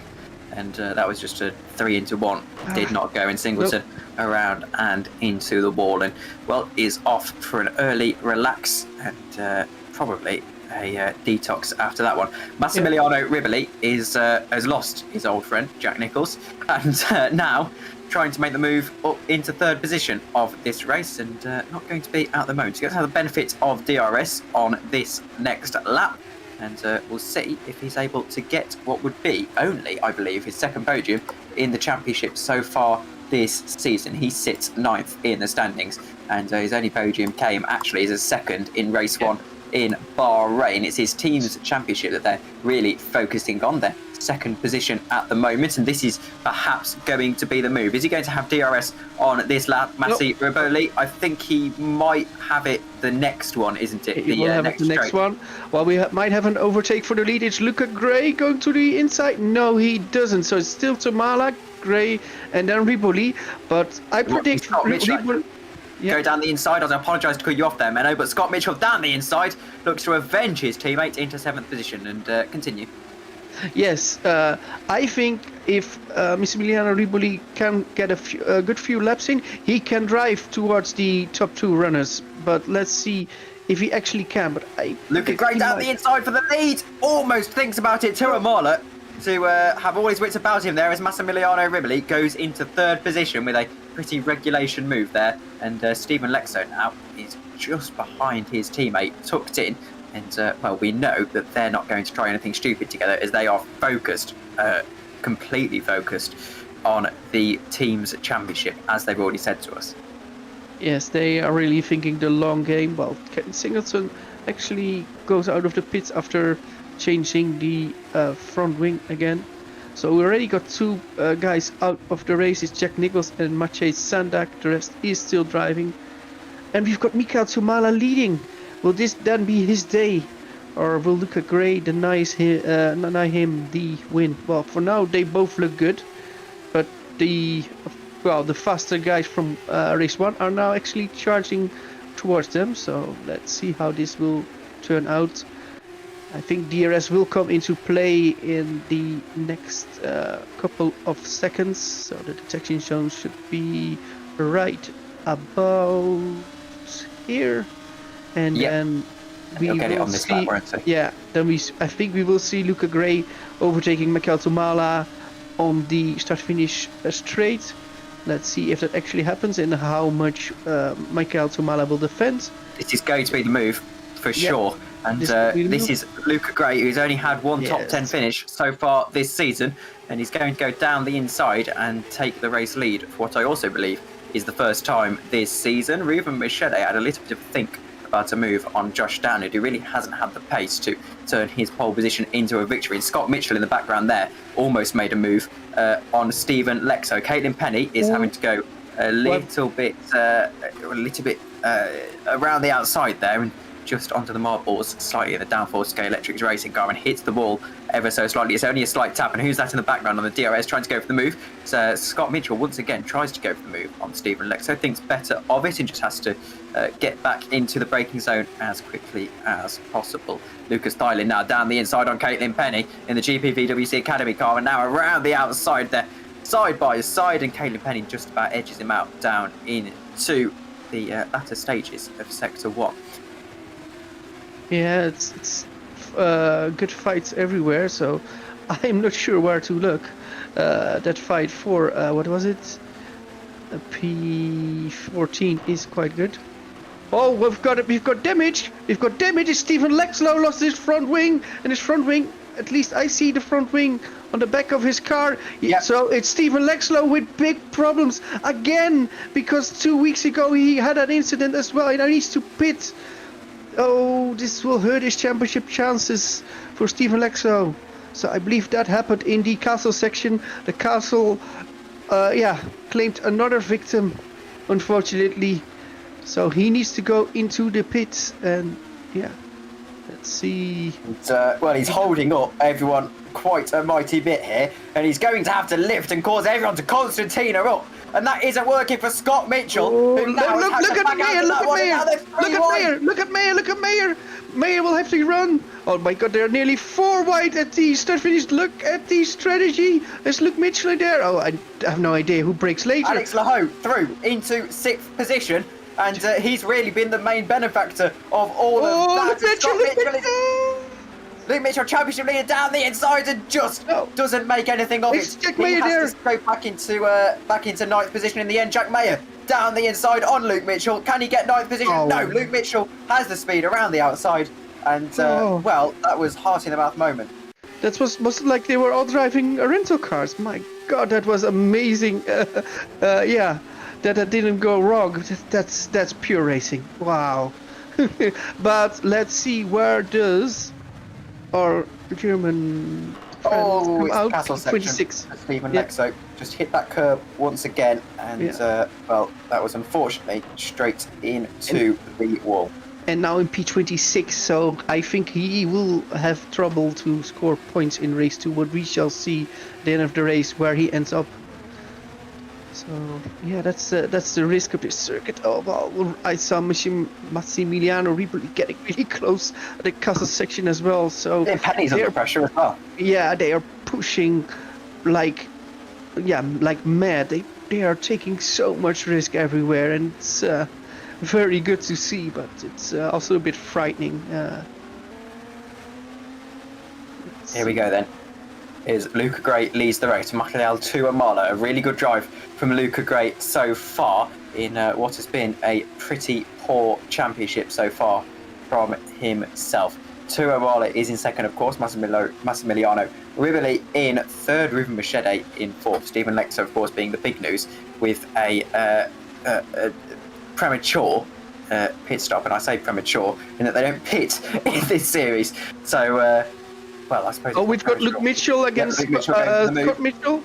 The two brothers, and it's going to be Luke Mitchell down the inside. I think is, yes, it is Luke Mitchell making the move, isn't it? And he's through on his brother down into turn 1, and in fact chops him up in the braking zone. And well, a little bit of brotherly love for you. And Scott Mitchell is going to go and go back down the inside. He's going to think about it, but again, would have been pretty speculative. And well, he thinks against it.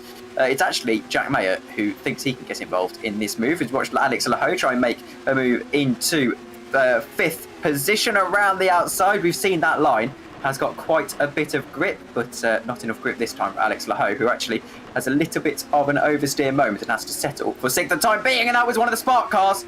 It was not Remco. It was Remco. It was Remco who went out. I didn't see what happened there. Well, we've got an amazing group from P5 to P9. Oh, and I think let's see.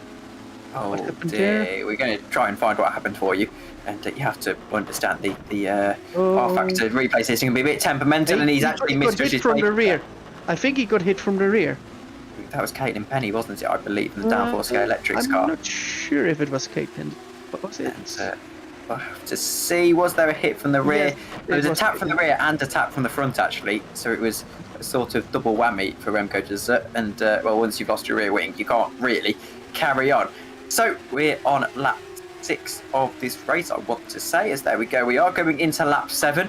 So really, in the latter stage, and Luca Gray, all of a sudden, feels like he could take this victory. It would be very, very close. So I think maybe he can do it. 1.7 seconds is the gap. All he's got to do is we've got an overtake for P3, I think. I think Ruven Machete. Yeah, Ruven Machete on Massimiliano Riboli. And second in the championship, of course. Machete goes around the outside on the straight. In fact, they're 3 wide further back. Luke Mitchell on the outside. This is for 5th position, isn't it?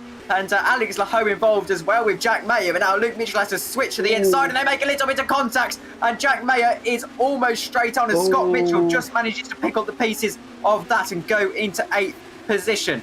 And well, now Jack Mayer is having to stay in 7th. Alex Laho 6th, and of course Luke Mitchell, championship leader, in 5th. Yes, so it's still like a lot of things happen, and it is not too late for Ruven Mercedes to still win this race, but he now needs to put in the decent lap, the amazing laps. How far is he off the lead? It's 4.1 seconds depending on the sector where he's in, so it's not too late for him. So let's see what he can do in the upcoming few laps, or that he maybe gets passed by Massimiliano Riboli again. Let's see what my live timing says about the last lap. Who is on a decent pace at the moment? Yeah, it's Ruven Machete, who has the fastest lap currently, so he is looking pretty fast. Let's see if he can stay ahead of Riboli. Yep, Riboli up into 4th position, or down into 4th position even, and he'll be looking to help with the DRS to get back past. And of course, with such an overpowered DRS zone, you really can make some moves. And as long as you can stay with someone within a sort of second or so, you can really help get back past them with the DRS. You've just got to make sure you've got a decent pace. Oh no, sorry, there was a huge screen freeze there for a second. And I got a little bit overexcited, thinking that Massimiliano Riboli had gone into the wall when it is just netcode, and I apologise for that reaction. But with the DRS now, Massimiliano Riboli back into 3rd position perhaps. He's shown the outside, and well, what can Machete do? He's going to try and brake as late as he can down into turn 1, but Riboli, I think, around the outside might have the measure of him, and he does. He does. He's still there because he's still there, but it's not going to be any doing for him, as Massimiliano Riboli just about makes the move. Yeah, but Ruven Machete got DRS back, and now Ruven, can he pass? I don't think he can do it here. Oh, he can't here, so he needs to wait until the start-finish straight if he will get another chance. Well, there is a mistake there from Massimiliano Riboli, and for looks, but he can't pass for now. But we've got a big fight for P5. It's Luke Mitchell, and then it's Alex Laho. Oh, and then it's Jack Mayer doing a drift show for us. Scott Mitchell now in P8. Actually, he lost a bit out. He's not as close to the tree in front that I expected. And yeah, just down is still in P9. but this fight for P5 is pretty spectacular. Let's see what happens. Well, yeah, it's still Luke Mitchell who leads this group. And then it is Alex Lehoux. I can't wait for the DRS zone again. But it's going to be pretty insane. These two keep going on at each other's throats with Machete and Massimiliano Riboli. And, Riboli, a little bit of a slide, but I think, again, that might have been the netcode. Here we go, then. The melee continues, and Luke Mitchell went wide.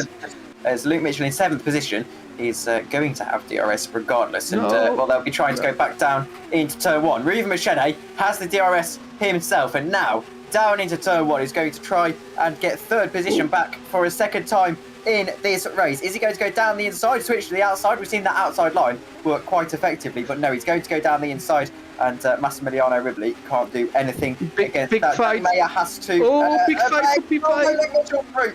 Luke Mitchell is through into 5th position in this race. Now Alex Lehoux is going to try and go back down the inside, and it's not going to be... This could end in tears if they're not careful.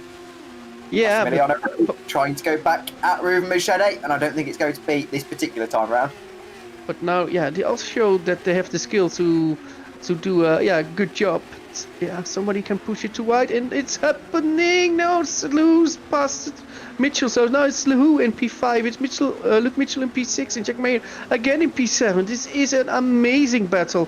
But for how long will this go well? Will it go well till the end? I will be very impressed. While Jack Mayer goes around the outside. No, can't make it stick.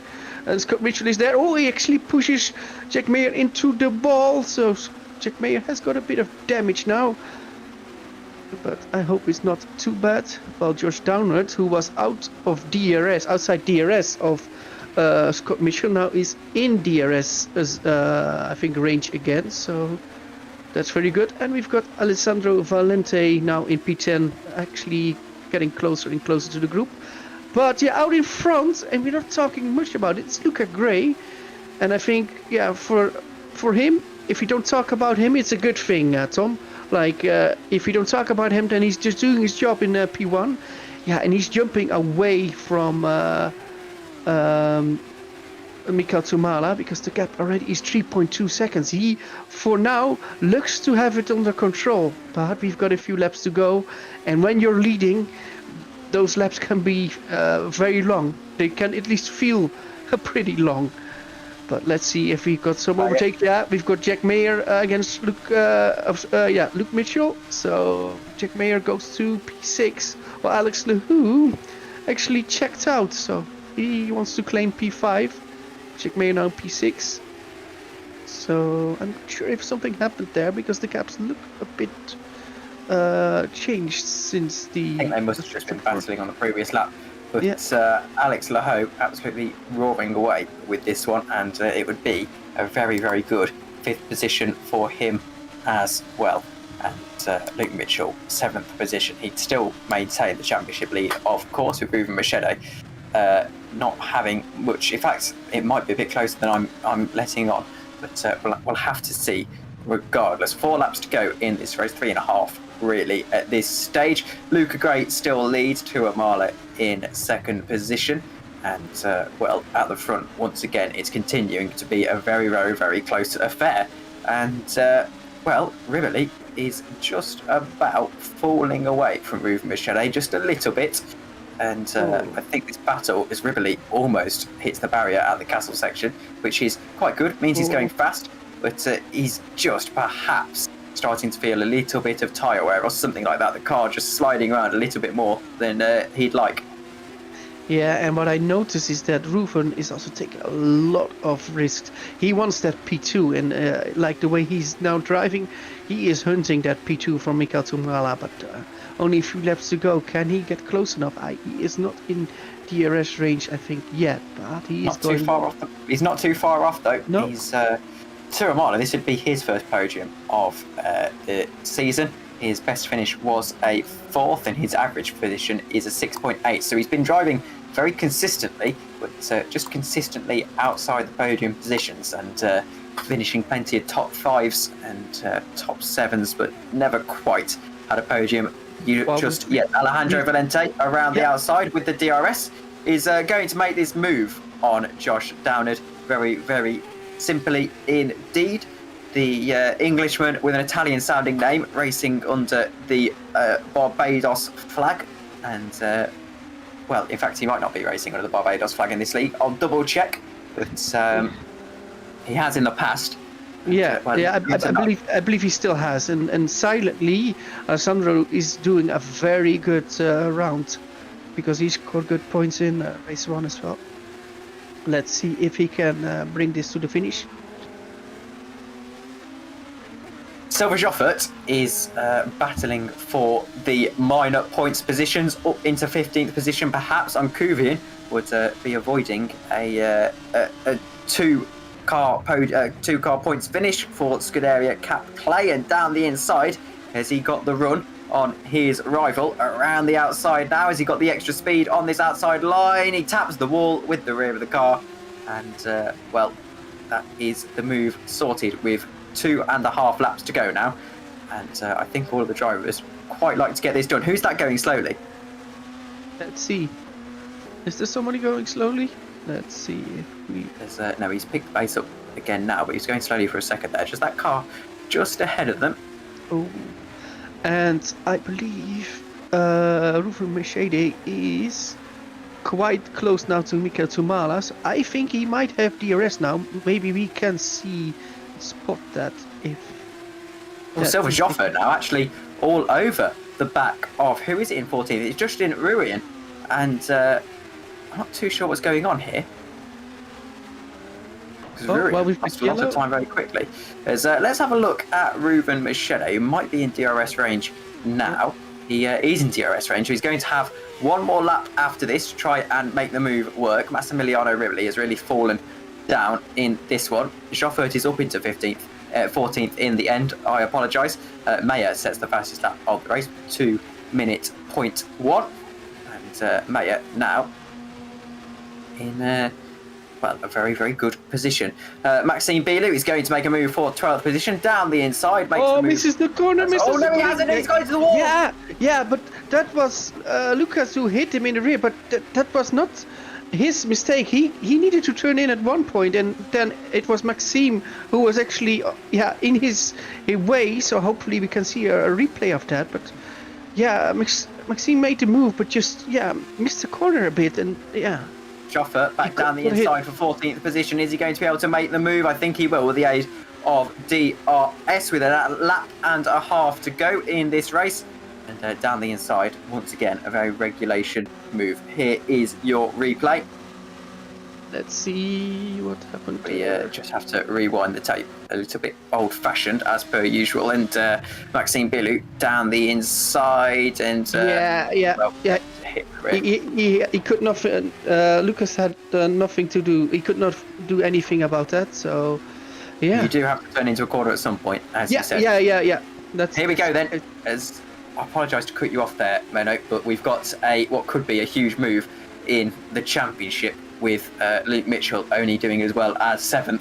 Ruben Machete trying to make the move for 2nd position. It's going to be the final lap of the race when they cross the line. And is he going to have the extra speed to try and make a move? A very dramatic late move in this one. The DRS line is just ahead here, and into the slipstream. Ruben Machete, 2nd in the championship, really is trying to pick up after what has been a poor Red Racing afternoon by their standards. Stephen Lexo, nowhere to be seen. He's not able to make the move just yet. Someone who is able to try and make a move is Jack Mayer, who, after setting another fastest lap of the race, is just unable to do anything there. And in fact, with the 1:59.8, Jack Mayer was close to pole position time there, with Ruben Machete now really trying to make this move at the death. Not going to be. He's going to have a little bit of a drag race to the line. And now Jack Mayer down the inside on Alex Laho for 5th position. Once again, down the inside. He's going to brake just at the 100 board and get through on that particular occasion.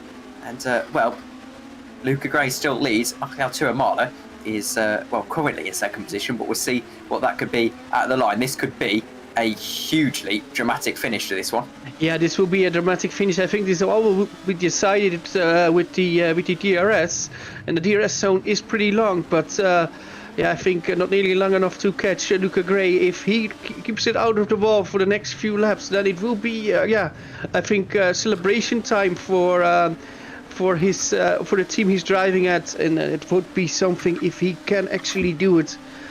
Let's see the battle for P2, because what can Tumala do? Can he get a podium? Can he stay in P2? It's still uncertain until you finish. I remember finish in F1 with Bottas and Stroll at the line, I believe at 2017. So everything can happen. It will happen now. I think Luca Gray looks well for the win, but what will happen behind? If we can go to Luca Gray for a second, just so we can crown him as the race winner. And Ruben Machete is going to have an absolute drag race to the line here. Luca Gray is going to cross the line to win the sprint race here, the second race here in Azerbaijan. He's going to cross the line. But what's going to happen? It's going to be Ruben Machete, I think. He's just got the move down around the outside, down across the line. He's just going to get second position. Luke Mitchell, however, in fifth position, is going to come under a little bit of pressure here and just get it over the line. Valente goes to P9 and finishes now just down out of great P10. Bryn Evans in P11. And we're waiting for the rest. Yeah, it's waiting for a bit. We've got a big fight for P13 with Sylvain Joffert, Maxime Bouliou. This is what happened to Jack Mayer and Alex Lowe as they both went into the wall, and that allowed Luke Mitchell, I thought he was a little bit high up the order, and that allowed him to make a double move on the both of them, and it was actually Alex Lowe who had a huge half spin, and Luke Mitchell was pretty much gifted that fifth. Yeah, and we got a great battle still for P20. Sorry, it's Aurélien Grisson and Hans van Putten. They will also go to the line. I guess it will be Hans van Putten who can overtake him with the DRS. Let's see for P20. I just want to see this battle. Can he do it? Oh no, actually, Aurélien Grisson is driving away. What happens here? He gets it even without DRS. It's Aurélien Grisson. His moment of fame in P20. Stays ahead of Hans van Putten, which I wasn't expecting. So Hans van Putten finishes in P20. So we've got some cars upside down, and yeah, luckily we've got halos. I'm not sure what happened there, but yeah, we'll see later. So about these race 2 standings, we will get them up soon. So it's Luca Gray who wins the race, with Ruven Machete getting Mikael Tumala on the line. But I know Mikael Tumala, I think he will still be quite happy with P3, but we will hear him later in the interview. We've got Maximiliano Riboli in P4, with I think a very decent round from him. Luke Mitchell in P5, then Jack Mayer in P6, Alex Lehoux in P7, and Scott Mitchell in P8. Alessandro Valente rounds out I think a near perfect weekend for him in a double scoring finish now in P9, and Josh Downard from pole now finishes in P10.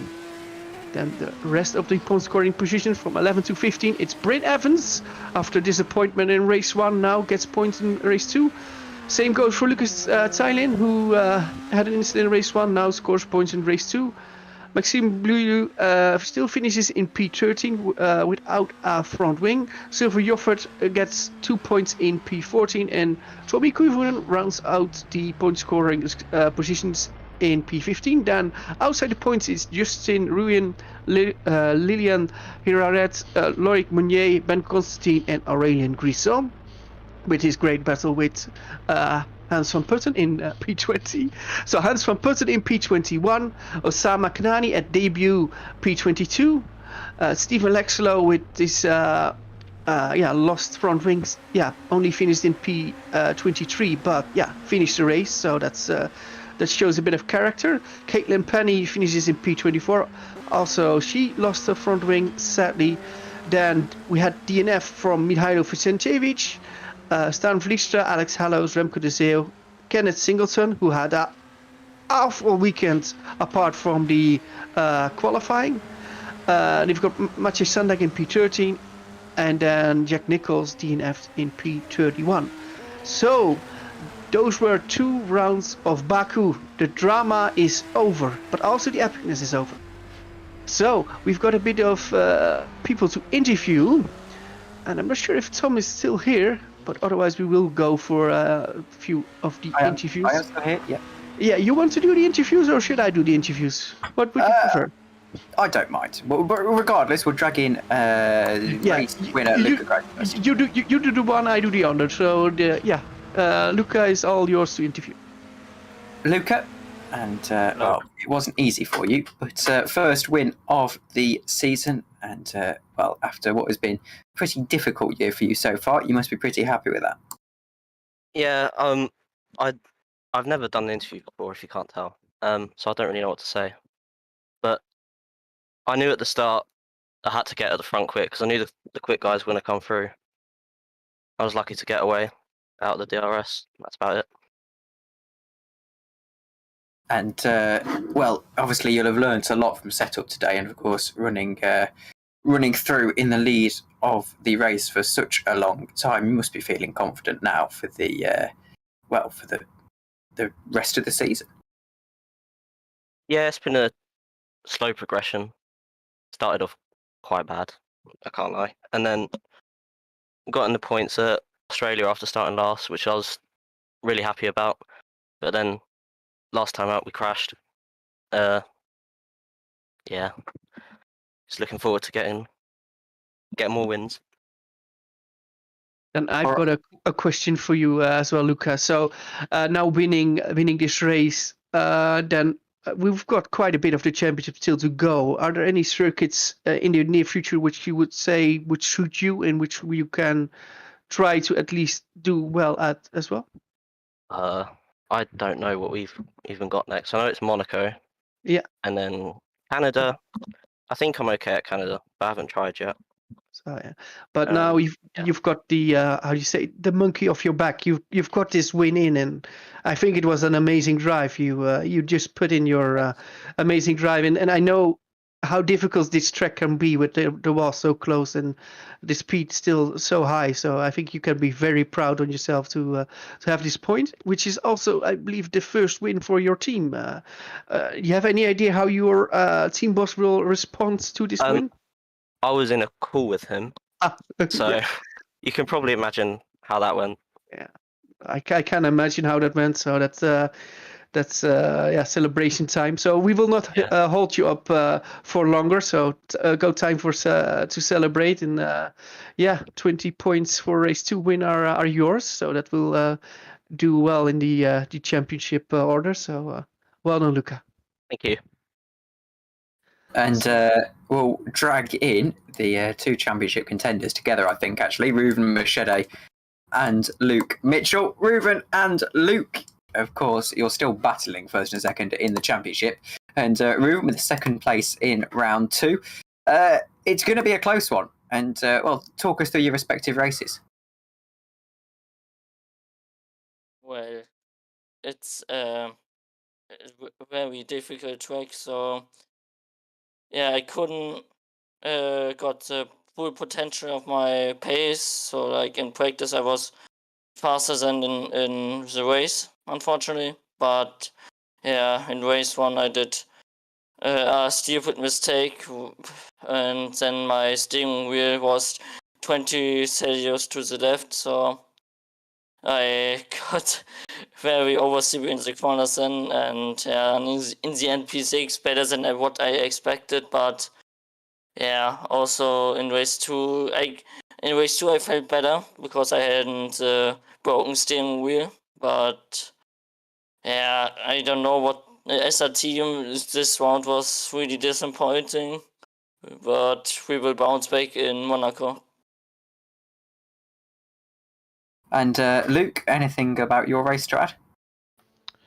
Yeah, well, it went really well from the start with the qualifying lap at the end to go 1,000th ahead of Singleton. I was 2 tenths down in the first sector on that lap, so it was a surprise at the end to be able to make the time up.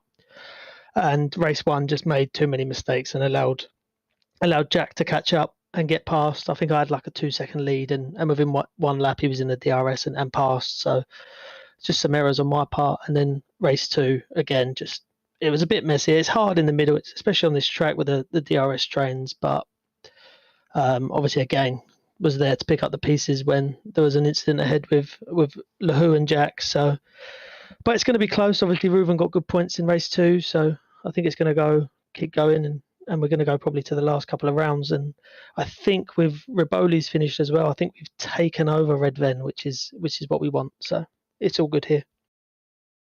And, well, of course, everything boding well for the rest of the season. Thank you very much, Luke Mitchell and Reuven Machete, and we'll speak to you next time out, I imagine.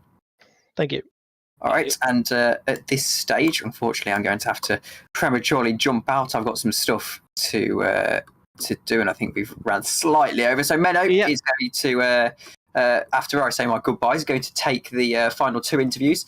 So, been a good race and pleasure commentating with you, Menno. And, well, from me, I'll see you all in 2 weeks' time. But enjoy the last 2 interviews, Menno. Yeah, well, thanks, Tom, and we hope to see you back in 2 weeks. Maybe I will be next to you again. Let's see. But let's go to the final 2 interviews. So we will drag in Jack Mayer. So let's see if he is around. Jack, are you there? Hello. Hello. So it was quite a decent round for you, I would say, with a great race 1 and well, I think still a good race 2. Talk us through how your races were. I think we went into Baku feeling confident anyway. I think from personal side, Baku's always been a good circuit for me. Throughout the years in lights, I've always had a strong performance here. And to be honest, in qualifying, we were really looking for pole. And I think the last lap I was about 3/10 up, and I think someone had an accident at the castle section, and I managed to catch their wing, which lost all the time, and that threw that away. But we knew going into race 1 we were going to have the pace, so I didn't expect to catch the leads so quickly. But I think by lap 3 we were already fighting for the lead, and once got past Luke, I think he dropped the car a little bit and lost a bit of time. It was just managing, keeping him between 1 to 2 seconds behind. That was cool. Race 2, though, I think we had the pace again. Both me and Luke, I think, had good pace to fight further up for the end of race 2. But I think Stephen had an accident. I think it was like lap 5 or 6, and he went through the end of sector 2 without front wing, and there was about 4 of us that just got backed up a little bit there. And from then on, it was just a little fight for, I think it was P6, P7. It's just a shame at the end we got hit from behind under braking for the end of sector 2. And that really damaged the suspension. And yeah, got Luke through, but we got fastest lap. So I think me and Luke managed to equal points in race 2. So for the championship, it's okay. Yeah, so about the qualifying, how intense is the qualifying at this track? Is it really intense because you can't make a mistake?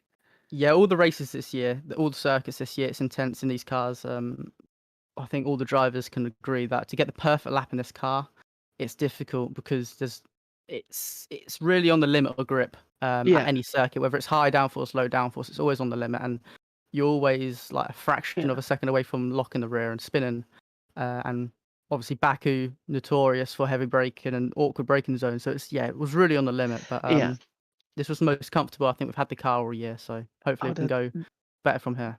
That's good to hear. And how important was it to, well, maybe not get the amazing points in race 2, but just not to make a mistake in race 2 and just get the points? Was that what you were eyeing for? Like, you can finish anywhere as long as you don't make a big mistake which gives you a 0 score? Was that your intention going into race 2? Yeah, that's pretty much where it is. You've nailed it there, because I think we can all agree in the last 4 races we've had pace to fight at the front in both races. It's just race 2 on a personal side has been letting me down. It's not been clean, whether that's my own issue or whether that's someone else. The general matter was that we were losing points in race 2 where we shouldn't. I think we could have been plus 40 points by now if it wasn't for my own little mistakes. So race 2 today was a matter of just sitting with Luke, even if he beats me by 1 place like he did, sitting with him, not allowing him to pull away like he did like at Australia in the points. So yeah, we just kept it clean today and bring it home. Good. So thanks, Jack, for being here, and hopefully we will see you back here in 2 weeks' time. Thank you. See you in 2 weeks. Okay, that's on. So now for the final interview, we need to drag him in. He got beaten on the line by Ruven Machede, but yeah, the final interviewer is Mikel Tumala. Mikel, beaten at the line, like I just said, but still a podium. Can you tell how does it feel to get a podium on this track, and how were your races? Thank you. It was nice to finally get a podium. I'm not too happy with the P3 because I'm just feeling stick to my stomach what I did in race 1. I don't know if you saw it in broadcast, but I just completely misjudged the situation and took out Singleton. So yeah, good to be in podium, but I'm not really happy with what I've done because what happened to me in Melbourne was pretty similar. So I just want to apologize to Kenneth for what I did. But overall, now you got that podium. How much does that release the pressure? Because I know you wanted this podium. So how important is that for you as a person this season? It is important. As I said, I haven't taken really too much pressure, but of course, I set some goals for me for myself this year, and being on podium was one of them. So it was good to do it here. I didn't really think that it was gonna be possible, but I kind of quickly in race 2 understood that I will be on podium if I just keep it on the track basically. So kind of stress-free podium, if you like. Yeah, so, well, one more question. We have Monaco next and then Canada and a few races more, of course.